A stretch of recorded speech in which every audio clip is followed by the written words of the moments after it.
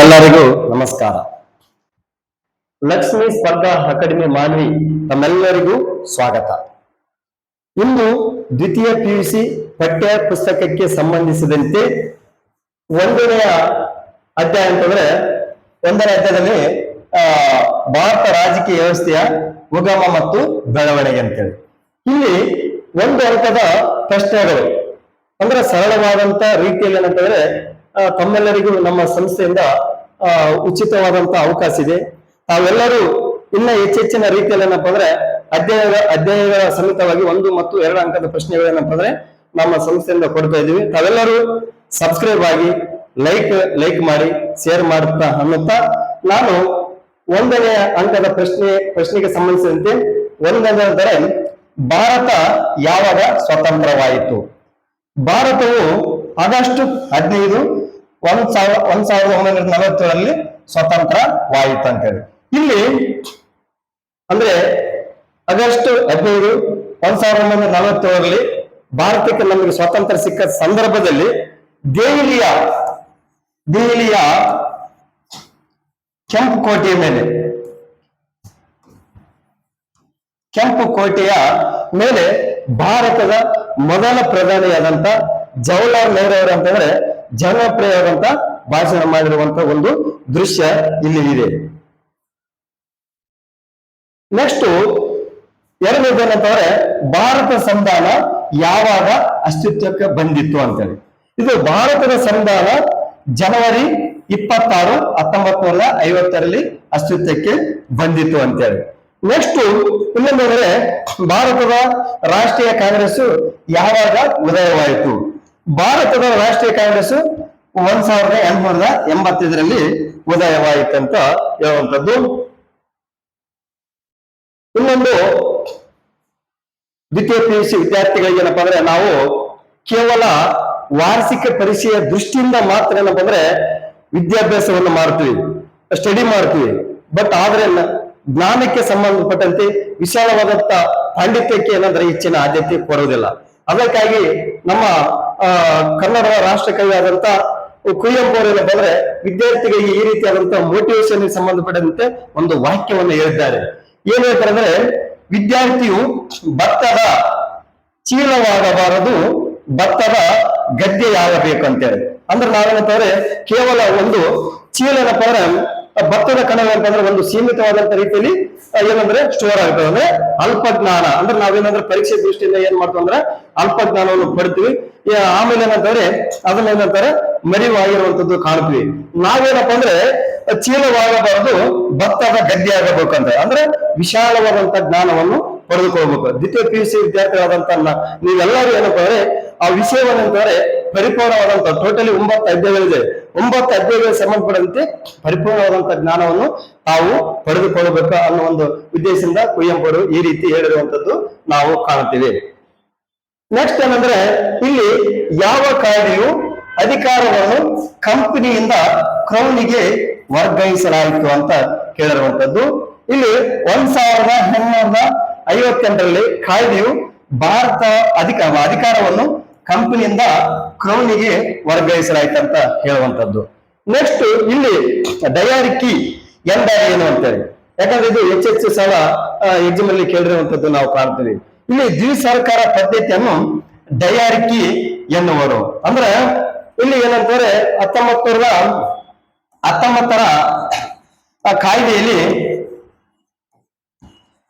ಕಾಯ್ದೆಯಲ್ಲಿ ಅಂತಂದ್ರೆ ಪ್ರಾಂತಗಳಲ್ಲಿ ದ್ವಿಸರ್ಕಾರ ಪದ್ಧತಿ ಇತ್ತು, ದ್ವಿಸರ್ಕಾರ ಪದ್ಧತಿ. ಆಮೇಲೆ ಏನಂತಂದ್ರೆ 1935 ಭಾರತ ಸರ್ಕಾರ ಕಾಯ್ದೆಯ ಪ್ರಕಾರ ಕೇಂದ್ರದಲ್ಲಿ ದ್ವಿಸರ್ಕಾರ ಪದ್ಧತಿ ಇರುವುದು ನಾವು ಕಾಣುತ್ತೇವೆ. ನೆಕ್ಸ್ಟ್ ಆಮೇಲೆ ಏನಪ್ಪ ಅಂದ್ರೆ ಶಾಸನಾತ್ಮಕ ಆಯೋಗವನ್ನು ಏಕೆ ರಚಿಸಲಾಯಿತು ಅಂತ ಕೇಳ್ಯಾರ. 1919 ಕಾಯ್ದೆಯ ಬಗ್ಗೆ ವಿಮರ್ಶಿಸಲು ಹಾಗೂ ಡಯಾರಿಕಿಯ ಕಾರ್ಯವೈಖರಿಯ ಬಗ್ಗೆ ವರದಿ ನೀಡಲು ಶಾಸನಾತ್ಮಕ ಆಯೋಗವನ್ನು ರಚಿಸಲಾಯಿತು ಅನ್ನೋದ್ರ ಬಗ್ಗೆ ಏನಪ್ಪಾ ಅಂದ್ರೆ ನೀವು ಬರಿಬೇಕಾಗ್ತದ.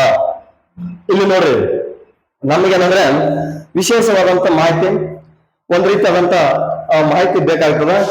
ಸ್ವಾತಂತ್ರ್ಯ ದಿನಾಚರಣೆ ದಿನದಂದು ಧ್ವಜಾರೋಹಣ ಅಂದ್ರೆ ಪ್ರತಿ ವರ್ಷ ಸ್ವಾತಂತ್ರ್ಯ ದಿನಾಚರಣೆ ಅಂತಂದ್ರೆ ಇಲ್ಲಿ ಯಾರ ಧ್ವಜಾರೋಹಣ ಮಾಡ್ತಾರಪ್ಪ ಅಂತಂದ್ರೆ ಪ್ರಧಾನ ಮಂತ್ರಿಗಳು. ನೆಕ್ಸ್ಟ್ ಗಣರಾಜ್ಯೋತ್ಸವ ದಿನದಂದು ಪ್ರತಿ ವರ್ಷ ಧ್ವಜಾರೋಹಣ ಮಾಡೋರು ಯಾರಪ್ಪ ಅಂದ್ರೆ ಭಾರತದ ರಾಷ್ಟ್ರಪತಿಗಳು ಅಂತೇಳಿ. ಭಾರತದ ರಾಷ್ಟ್ರಪತಿಗಳು ಇವರೇನಪ್ಪ ಅಂದ್ರೆ ಪ್ರಧಾನಮಂತ್ರಿಗಳು ಭಾರತ ಸರ್ಕಾರದ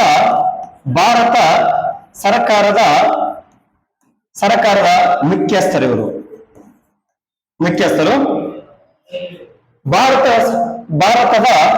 ಭಾರತ ದೇಶದ ಮುಖ್ಯಸ್ಥರು ರಾಷ್ಟ್ರಪತಿ.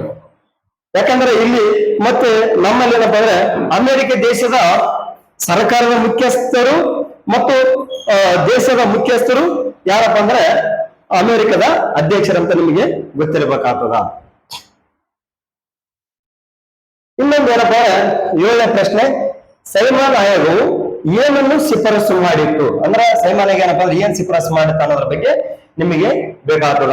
ಸೈಮನ್ ಆಯೋಗವು ಭಾರತಕ್ಕೆ ಡೊಮಿನಿಯನ್ ಸ್ಥಾನಮಾನ ನೀಡಬೇಕಂದು ಏನ್ ಮಾಡ್ತದ ಶಿಫಾರಸು ಮಾಡಿರುವಂತದ್ದು.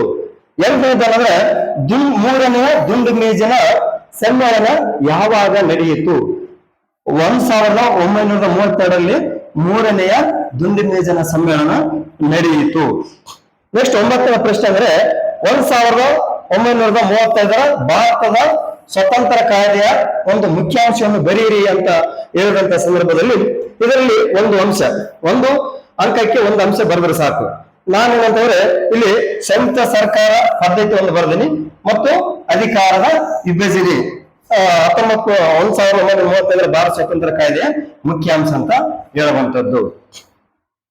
ಇಲ್ಲಿ ನೋಡ್ರಿ ನಮ್ಗೇನಪ್ಪ ಅಂದ್ರೆ ಸೈಮನ್ ಆಯೋಗ ಯಾವಾಗ ರಚನೆ ಆಯ್ತು ಅಂತಂದ್ರೆ 1927ರಲ್ಲಿ ರಚನೆ ಆಗಿರ್ತದ. ಭಾರತಕ್ಕೆ ಇಲ್ಲಿ ಯಾಕಂದ್ರೆ ಆಲ್ಮೋಸ್ಟ್ ಆಲ್ ಸಿಟಿಯಲ್ಲಿ ಸಂಬಂಧಪಡದಂತೆ ಭಾರತಕ್ಕೆ ಸೈಮನ್ ಆಯೋಗ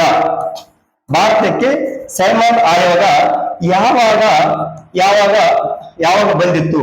ಭಾರತಕ್ಕೆ ಸೈಮನ್ ಆಯೋಗ ಯಾವಾಗ ಬಂತಂದ್ರೆ 1928ರಲ್ಲಿ ಬಂದಿರ್ತದ. ಇನ್ನೊಂದೇನಂದ್ರೆ ದುಂಡು ಮೇಜಿನ ಸಮ್ಮೇಳನಗಳು 3 ದುಂಡು ಮೇಜಿನ ಸಮ್ಮೇಳನಗಳನ್ನು ಕಾಣ್ತೇವೆ. ಎಷ್ಟಪ್ಪ ಅಂದ್ರೆ 3. 1931, 1932 ಅಂದ್ರೆ ಟೋಟಲ್ ಎಷ್ಟಪ್ಪ ಅಂದ್ರೆ 3 ದುಂಡು ಮೇಜಿನ ಸಮ್ಮೇಳನಗಳನ್ನು ಕಾಣ್ತೀವಿ. ಬಟ್ 3 ದುಂಡು ಮೇಜಿನ ಸಮ್ಮೇಳನದಲ್ಲಿ ಭಾಗವಹಿಸಿದ ವ್ಯಕ್ತಿ ಯಾರಪ್ಪ ಅಂದ್ರೆ ಡಾಕ್ಟರ್ BR ಅಂಬೇಡ್ಕರ್ ಕಾಣ್ತೀವಿ. ಇಲ್ಲೇನಂದ್ರೆ ಮತ್ತೆ ನೆಕ್ಸ್ಟ್ ಏನಪ್ಪ ಅಂದ್ರೆ 2 ದುಂಡು ಮೇಜಿನ ಸಮ್ಮೇಳನದಲ್ಲಿ ಏನಂದ್ರೆ ಮಹಾತ್ಮ ಗಾಂಧಿ ಅವರು ಭಾಗವಹಿಸಿರುವಂತದ್ದು ನಾವು ಕಾಣ್ತೀವಿ. ನೋಡ್ರಿ ಮತ್ತೆ 10ನೇ ಪ್ರಶ್ನೆ, 1947ರ ಭಾರತ ಸ್ವಾತಂತ್ರ್ಯ ಕಾಯ್ದೆಯ ಒಂದು ಮುಖ್ಯಾಂಶವನ್ನು ಬರೀರಿ ಅಂತ ಕೇಳುವಂತದ್ದು. ಇಲ್ಲಿ ಏನಂದ್ರೆ 15ನೇ ಆಗಸ್ಟ್ 1947ರಂದು ಭಾರತ ಮತ್ತು ಪಾಕಿಸ್ತಾನ ಎಂಬ ಎರಡು ಸ್ವತಂತ್ರ ಡೊಮಿನಿಯನ್ಗಳನ್ನು ಸ್ಥಾಪಿಸಿ ಈ ಕಾಯ್ದೆಗೆ ಅವಕಾಶ ನೀಡಿರುವಂತದ್ದು 1947ರ ಭಾರತ ಸ್ವಾತಂತ್ರ್ಯ ಕಾಯ್ದೆ ಅಂತ ಹೇಳ್ತೀವಿ. ನೆಕ್ಸ್ಟ್ ಅನ್ನೋದೇನಪ್ಪ ಅಂದ್ರೆ ಗಡಿರೇಖೆ ಆಯೋಗದ ಅಧ್ಯಕ್ಷರು ಯಾರು ಅಂತ ಕೇಳಿರುವಂತದ್ದು. ಗಡಿರೇಖೆ ಆಯೋಗದ ಅಧ್ಯಕ್ಷರು ಯಾರು ಅಂತಂದ್ರೆ ಸರ್ ಸಿರಿಲ್ ರ್ಯಾಡ್ಕ್ಲಿಫ್ ಅಂತೇಳಿ ಹೇಳುವಂತದ್ದು. ನೆಕ್ಸ್ಟ್ ಇಲ್ಲಿ ಮಧ್ಯಂತರ ಸರ್ಕಾರ ಯಾವಾಗ ರಚನೆ ಆಯಿತು ಅಂತ ಕೇಳುವಂಥದ್ದು.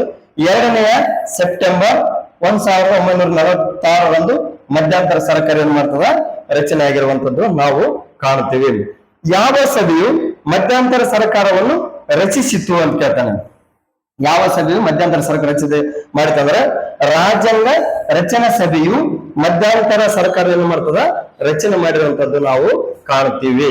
ನೆಕ್ಸ್ಟ್ ಇಲ್ಲಿ 14ನೇ ಪ್ರಶ್ನೆ ನೋಡ್ಬೇಕಾಗ್ತದೆ, ಎಲ್ಲಿವರೆಗೂ ಮಧ್ಯಂತರ ಸರ್ಕಾರ ಅಸ್ತಿತ್ವದಲ್ಲಿತ್ತು ಅಂತ ಕೇಳಿರುವಂತದ್ದು ನಾವು ಕಾಣ್ತೇವೆ. ಮಧ್ಯಂತರ ಸರ್ಕಾರ ಅಂತಂದ್ರೆ 15ನೇ ಆಗಸ್ಟ್ 1947 ಮಧ್ಯಂತರ ಸರ್ಕಾರ ಅಸ್ತಿತ್ವದಲ್ಲಿತ್ತು ಅಂತ ನೀವು ಒಂದ್ ಅಂಕದ ಪ್ರಶ್ನೆ ಕೇಳಿದ ಸಂದರ್ಭದಲ್ಲಿ ನೀವು ಬರೀಬೇಕಾಗ್ತದೆ. ನೆಕ್ಸ್ಟ್ ಇಲ್ಲಿ 15ನೇ ಪ್ರಶ್ನೆ ಏನಪ್ಪಾ ಅಂದ್ರೆ ವೈಸ್ರಾಯ್ ರವರ ಕಾರ್ಯಕಾರಿ ಮಂಡಳಿಯ ಉಪಾಧ್ಯಕ್ಷರು ಯಾರು ಅಂತ ಕೇಳ್ತಾರೆ. ಇದರಲ್ಲಿ ಏನಪ್ಪಾ ಅಂದ್ರೆ ಯಾರು ಅಂತ ಕೇಳಿದಾಗ ನೀವೇನ್ ಮಾಡಬೇಕು, ಪಂಡಿತ್ ಜವಾಹರ್ಲಾಲ್ ನೆಹರು ಅವರು ವೈಸ್ರಾಯ್ ರವರ ಕಾರ್ಯಕಾರಿ ಮಂಡಳಿಯ ಉಪಾಧ್ಯಕ್ಷರಾಗಿದ್ದರು ಅಂತ ನೀವು ಬರಿಬೇಕಾಗುತ್ತದೆ. ನೆಕ್ಸ್ಟ್ 16ನೇ ಪ್ರಶ್ನೆ ಏನಂತಾರೆ ಪ್ರಥಮ ಸಾರ್ವತ್ರಿಕ ಚುನಾವಣೆ ಯಾವಾಗ ನಡೆಯಿತು ಅಂತ ಕೇಳಿದಂತ ಸಂದರ್ಭದಲ್ಲಿ ಏನ್ ಮಾಡ್ಬೇಕು, ಪ್ರಥಮ ಸಾರ್ವತ್ರಿಕ ಚುನಾವಣೆ ಅಕ್ಟೋಬರ್ 1951ರಿಂದ ಫೆಬ್ರವರಿ 1952 ಅಂತ ಬರೆದ್ರೆ ಸಾಕು. ನೆಕ್ಸ್ಟ್ 17ನೇ ಪ್ರಶ್ನೆ ಏನಪ್ಪಾ ಅಂದ್ರೆ ಯಾವ ದೇಶವನ್ನು ಜಗತ್ತಿನ ಬೃಹತ್ ಪ್ರತಿಷ್ಠಾತ್ಮಕ ದೇಶ ಅಂತ ಕೇಳ್ತಾರೆ. ಜಗತ್ತಿನ ಬೃಹತ್ ಪ್ರತಿಷ್ಠಾತ್ಮಕ ದೇಶ ಎಂದು ಕರೀತಾರೆ ಅಂದಾಗ ನೀವು ಭಾರತವನ್ನು ಜಗತ್ತಿನ ಬೃಹತ್ ಪ್ರತಿಷ್ಠಾತ್ಮಕ ದೇಶವೆಂದು ಕರೀತಾರೆ ಅಂತ ಹೇಳಿದ್ರೆ ಸಾಕು. ನೆಕ್ಸ್ಟ್ ಇನ್ನೊಂದೇನಂದ್ರೆ ಪ್ರಮುಖವಾದಂತ ಪ್ರಶ್ನೆ ಪ್ಯಾರಾಮೌನ್ಸಿ ಅಂದರೆ ಏನಂತ ಪ್ರಶ್ನೆ ಕೇಳಿರುವಂತದ್ದು. ಇಲ್ಲಿ ದೇಶೀಯ ಸಂಸ್ಥಾನಗಳು ಆಂತರಿಕ ವಿಷಯಗಳಿಗೆ ಮಾತ್ರ ಆಡಳಿತ ಜವಾಬ್ದಾರಿಯನ್ನು ವಹಿಸಿಕೊಂಡಿದ್ದು ವಿದೇಶಿ ವ್ಯವಹಾರಗಳು ಮತ್ತು ಮಿಲಿಟರಿ ವಿಷಯಗಳಿಗೆ ಸಂಬಂಧಿಸಿದಂತೆ ಬ್ರಿಟಿಷರ ನಿಯಂತ್ರಣಕ್ಕೆ ಒಳಪಟ್ಟಿರುವುದನ್ನು ಪ್ಯಾರಾಮೌನ್ಸಿ ಎನ್ನುವರು ಅಂತ ಹೇಳ್ತೀವಿ. ನೆಕ್ಸ್ಟ್ ಏನಪ್ಪಾ ಅಂದ್ರೆ 19ನೇ ಪ್ರಶ್ನೆ ಏನಪ್ಪಾ ಅಂದ್ರೆ ಆಪರೇಷನ್ ಪೋಲೋ ಎಂದರೇನಂತ ಕೇಳಿರುವಂತದ್ದು.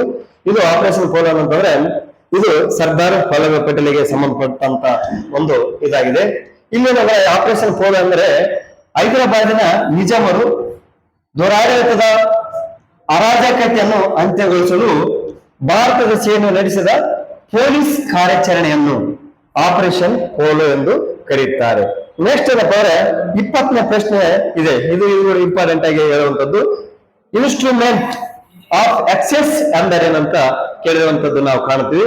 ಇಲ್ಲಿ ಏನಂದ್ರೆ ಇನ್ಸ್ಟ್ರೂಮೆಂಟ್ ಆಫ್ ಎಕ್ಸೆಸ್ ಅಂದ್ರೆ ಭಾರತ ರಾಜ್ಯಗಳು 3 ವಿಷಯಗಳಾದ, ಯಾವ 3 ವಿಷಯಗಳಾದ ರಕ್ಷಣೆ, ವಿದೇಶಾಂಗ ವ್ಯವಹಾರಗಳು ಮತ್ತು ಸಂಪರ್ಕಗಳಿಗೆ ಸಂಬಂಧಿಸಿದಂತೆ ಭಾರತದ ಒಕ್ಕೂಟದಲ್ಲಿ ಸೇರ್ಪಡೆಯಾಗಲು ಮಾಡಿಕೊಂಡ ಒಪ್ಪಂದ ಪತ್ರವನ್ನು ಇನ್ಸ್ಟ್ರೂಮೆಂಟ್ ಆಫ್ ಎಕ್ಸೆಸ್ ಎಂದು ಕರೀತಾರೆ ಅಂದ್ರೆ ಬರೆದರೆ ಸಾಕು.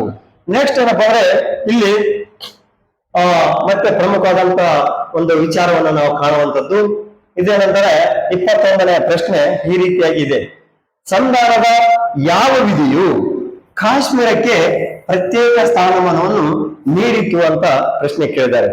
ಅಂದ್ರೆ ಸಂಧಾನದ 370ನೇ ವಿಧಿಯು ಕಾಶ್ಮೀರಕ್ಕೆ ಪ್ರತ್ಯೇಕವಾದಂತಹ ಸ್ಥಾನವನ್ನು ನೀಡುವಂತದ್ದು ಕಾಣುತ್ತೆ. ಇದೇ ನಮ್ಮಲ್ಲಿ ಇತ್ತೀಚೆಗೆ ಪ್ರಚಲಿತವಾಗಿ ಏನಪ್ಪಾ ಇದು ರದ್ದಾಗಿರುವಂತದ್ದು ನಿಮಗೆ ಎಲ್ಲ ಗೊತ್ತಿರುವಂತಹ ವಿಚಾರ. ನೆಕ್ಸ್ಟ್ ಏನಂದ್ರೆ 22ನೇ ಪ್ರಶ್ನೆ ಏನಂದ್ರೆ ರಾಜ್ಯಗಳ ಏಕೀಕರಣದ ರೂವಾರಿ ಯಾರು ಅಂತೇಳಿ. ರಾಜ್ಯಗಳ ಏಕೀಕರಣದ ರೂವಾರಿ ಅಂದ್ರೆ ಇಲ್ಲಿ ಭಾರತಕ್ಕೆ ಸ್ವತಂತ್ರ ಸಿಕ್ಕ ನಂತರ ಸ್ವತಂತ್ರ ಆದ ಮೇಲೆ ಏನಪ್ಪಾ ಅಂದ್ರೆ ದೇಶೀಯ ಸಂಸ್ಥಾನಗಳು ಇಲ್ಲೇನಪ್ಪ ಅಂದ್ರೆ ಭಾರತ ದೇಶದಲ್ಲಿ ಏನಪ್ಪ ಅಂದ್ರೆ ವಿಲೀನ ಆಗಿರುವುದಿಲ್ಲ. ಇಲ್ಲೇನಂದ್ರೆ ಅದಕ್ಕಾಗಿ ಏನಪ್ಪಾ ಅಂದ್ರೆ ಇಲ್ಲಿ ಜುನಾಗಢ ಆಗಿರ್ಬೋದು ಮತ್ತು ಜಮ್ಮು ಕಾಶ್ಮೀರ ಆಗಿರ್ಬೋದು ಮತ್ತೆ ಇನ್ನ ಹೈದರಾಬಾದ್ ಆಗಿರ್ಬೋದು ಉಳಿದ ಪ್ರದೇಶಗಳೇನಪ್ಪ ಅಂದ್ರೆ ನಮ್ಮ ದೇಶದಲ್ಲಿ ಅವು ಸ್ವತಂತ್ರವಾಗಿರ್ತವ. ಅದ ನಂತರ ಆ ದೇಶಗಳ ಅಥವಾ ದೇಶೀಯ ಸಂಸ್ಥಾನಗಳನ್ನು ವಿಲೀನ ಮಾಡಬೇಕು ನಮ್ಮ ದೇಶದಲ್ಲಿ, ನಮ್ಮ ದೇಶಕ್ಕೆ ಭದ್ರತೆ ಸಿಗುತ್ತೆ ಎಂಬ ಒಂದು ಉದ್ದೇಶದಿಂದ ಏನ್ ಮಾಡ್ತಾರ ಅಂದ್ರ ಸರ್ದಾರ್ ವಲ್ಲಭಾಯ್ ಪಟೇಲ್ ಏನ್ ಮಾಡ್ತಾರ ಇದರ ಜವಾಬ್ದಾರಿಯನ್ನು ವಹಿಸುವಂತ ಒಂದು ಯೋಚನೆ ಕಾಣ್ತೀವಿ. ಅದಕ್ಕೆ ಅಂದ್ರೆ ರಾಜ್ಯಗಳ ಏಕೀಕರಣದ ರೂವಾರಿ ಯಾರಂತಂದ್ರೆ ಸರ್ದಾರ್ ವಲ್ಲಭಾಯ್ ಪಟೇಲ್ ಅವರನ್ನು ರಾಜ್ಯಗಳ ಏಕೀಕರಣದ ರೂವಾರಿಯಾಗಿದ್ದರು ಅಂತ ಹೇಳುವಂತದ್ದು. ಮತ್ತೆ ನೆಕ್ಸ್ಟ್ ಏನಪ್ಪಾ ಅಂದ್ರೆ 23ನೇ ಪ್ರಶ್ನೆ ಉಕ್ಕಿನ ಮನುಷ್ಯ ಎಂದು ಯಾರನ್ನು ಕರೀತಾರೆ ಅಂತ ಹೇಳಿ. ಅದೇ ಸೇಮ್ ಅಂದ್ರೆ ಸರ್ದಾರ್ ವಲ್ಲಭಾಯ್ ಪಟೇಲ್ ಅವರನ್ನಂತಂದ್ರೆ ಉಕ್ಕಿನ ಮನುಷ್ಯ ಎಂದು ಸಹ ಏನಂದ್ರೆ ಕರೆಯುವಂತದ್ದು ನಾವು ಕಾಣ್ತೀವಿ. ಇದು 24ನೇ ಪ್ರಶ್ನೆ ಏನಪ್ಪಾ ಅಂದ್ರೆ ರಾಜ್ಯ ಪುನರ್ರಚನಾ ಆಯೋಗವು ಯಾವಾಗ ರಚನೆ ಆಯ್ತು ಅಂತ ಕೇಳಿರುವಂತದ್ದು. ಇಲ್ಲೇನಂದ್ರೆ ನೀವು ಒಂದು ಪ್ರಶ್ನೆಗೆ ಒಂದು ಅಂಶಗಳು ಮಾತ್ರ ಏನಂದ್ರೆ ಬರಿಬೇಕಾಗಿರುವಂತದ್ದು. ಇಲ್ಲಂದ್ರೆ ಯಾವಾಗ ರಚನೆ ಇದೆ, ಡಿಸೆಂಬರ್ 1953 ರಾಜ್ಯಗಳ ಪುನರ್ರಚನಾ ಆಯೋಗ ರಚನೆ ಆಯಿತು ಅಂತ ನೀವು ಬರೆದ್ರೆ ಸಾಕು. ಇಲ್ಲಿ ನೆಕ್ಸ್ಟ್ 25ನೇ ಪ್ರಶ್ನೆ ರಾಜ್ಯ ಪುನರ್ರಚನಾ ಆಯೋಗದ ಒಬ್ಬ ಸದಸ್ಯರನ್ನು ಹೆಸರಿಸಿ ಅಂತ ಕೇಳ್ತದೆ. ಅಂದ್ರೆ ರಾಜ್ಯಗಳ ಪುನರ್ರಚನೆ ಅಂದ್ರೆ ಇಲ್ಲಿ ಪ್ರತಿಯೊಂದು ರಾಜ್ಯಗಳೇನಪ್ಪ ಅಂದ್ರೆ ಭಾಷೆಯ ಆದಾಯ ಆಗಿರ್ಬೋದು, ಇನ್ನಿತರ ಬೇರೆ ಬೇರೆ ರೀತಿಯಲ್ಲಿ ಏನಂದ್ರೆ ಯಾವ ರೀತಿಯಾಗಿ ಅದನ್ನ ವಿಲೀನ ಮಾಡಿದ್ರು ಅನ್ನೋದ್ರ ಬಗ್ಗೆ ಹೇಳುವಂತದ್ದು. ರಾಜ್ಯಗಳ ಪುನರ್ರಚನಾ ಆಯೋಗದ ಒಬ್ಬ ಸದಸ್ಯರು ಯಾರು ಅಂತ ಕೇಳಿದಂತ ಸಂದರ್ಭದಲ್ಲಿ ರಾಜ್ಯಗಳ ಪುನರ್ರಚನಾ ಆಯೋಗದ ಸದಸ್ಯರು ಅಂತಂದ್ರೆ KM ಪಣಿಕ್ಕರ್ ಬರ್ತಾನ ಮತ್ತು ಹೃದಯನಾಥ್ ಕುಂಜರು. ಅಂದ್ರೆ ಇಲ್ಲೇನಪ್ಪ ಅಂದ್ರೆ ಬ್ರಾಕೆಟ್ನಾಗ ನೀವು HN ಕುಂಜರು ಅಂತಂದ್ರೆ ಬರೆದ್ರೆ ಸಾಕು. HN ಕುಂಜರು ಅಂತೇಳಿ HN ಕುಂಜರು ಅಂತೇಳಿ ನೀವು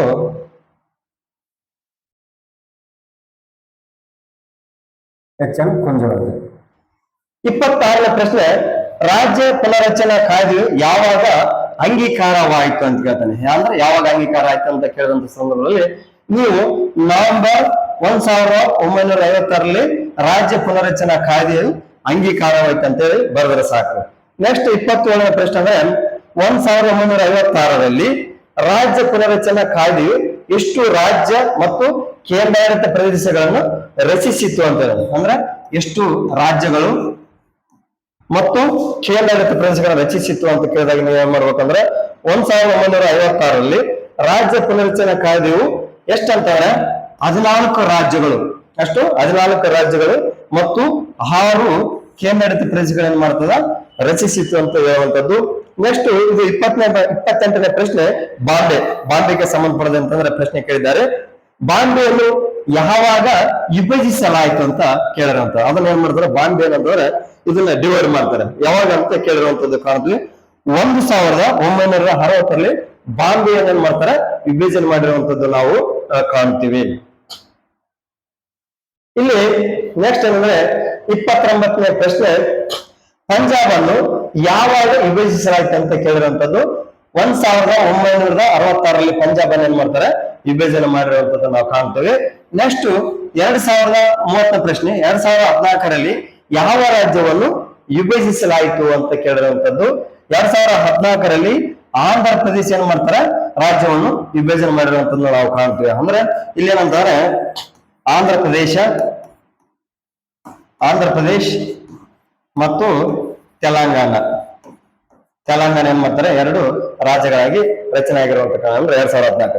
31ನೇ ಪ್ರಶ್ನೆ, ಯಾವ ಕಾಯ್ದೆಯು ಭಾರತದಲ್ಲಿ ಜವಾಬ್ದಾರಿಯುತ ಸರ್ಕಾರವನ್ನು ಪ್ರಚುರಪಡಿಸಿತು ಅಂತ ಕೇಳಿರುವಂತದ್ದು ನಾವು ಕಾಣ್ತೀವಿ.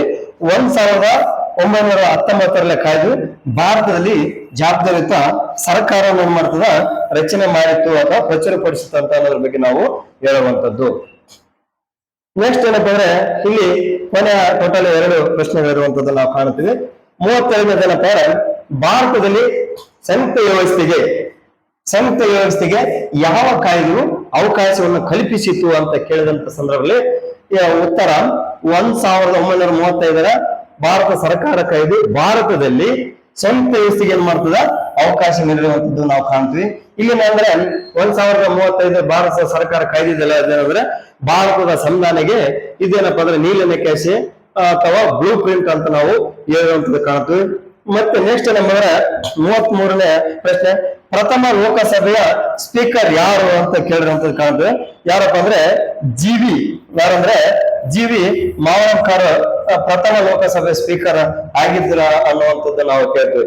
ಇಲ್ಲೇನಂದ್ರೆ 1 ಅಂಕದ ಪ್ರಶ್ನೆಗಳಿಗೆ ಸಂಬಂಧಪಟ್ಟಂತೆ ಸರಳವಾದಂತ ರೀತಿಯಲ್ಲಿ ನಮ್ಮ ಲಕ್ಷ್ಮೀ ಸ್ಪರ್ಧಾ ಅಕಾಡೆಮಿ ವತಿಯಿಂದ ತಮ್ಮೆಲ್ಲರಿಗೂ ಉಚಿತವಾದಂತ ರೀತಿಯಲ್ಲಿ ತಮಗೆ ತಿಳಿಸಿದ್ದೇವೆ. ಇನ್ನು ಏನಪ್ಪಾ ಅಂದ್ರೆ ಇದೇ ಭಾರತ ರಾಜಕೀಯ ವ್ಯವಸ್ಥೆಯ ಉಗಮದ ಬಗ್ಗೆ 2 ಅಂಕದ ಪ್ರಶ್ನೆಗಳೇನಪ್ಪ ಅಂದ್ರೆ ಮುಂದಿನ ವಿಡಿಯೋದಲ್ಲಿ ತಾವೆಲ್ಲ ನೋಡ್ರಿ. ಮತ್ತು ಇನ್ನು ಹೆಚ್ಚಿನ ರೀತಿಯಲ್ಲಿ ರಾಜ್ಯಾದ್ಯಂತ ತಾವೆಲ್ಲ ವಿದ್ಯಾರ್ಥಿಗಳೇನಪ್ಪ ಅಂದ್ರೆ ಲೈಕ್ ಮಾಡಿ, ಸಬ್ಸ್ಕ್ರೈಬ್ ಮಾಡಿ ಅಂತ ಹೇಳಿದ್ದೆ. ನನ್ನ ಕ್ಲಾಸ್ ಅನ್ನು ಇಲ್ಲಿಗೆ ಮುಗಿಸಿದೆ. ಧನ್ಯವಾದಗಳು.